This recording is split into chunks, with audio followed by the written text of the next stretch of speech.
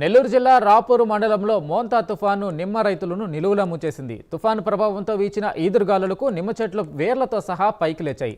నిమ్మ పూత, కాయలు మొత్తం రాలిపోయాయి. చాలా చోట్ల నేలవాలాయి. దీంతో నిమ్మ రైతులు కుదేలయ్యారు. ప్రభుత్వం ఆదుకోవాలని నిమ్మ రైతులు కోరుతున్నారు.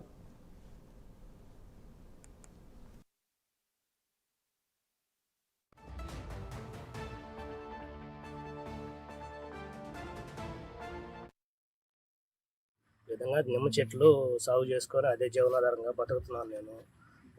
అక్కడ ఇక్కడ రూపాయి తెచ్చి వీటికి నిమ్మ చెట్లు పెట్టుకున్నాను.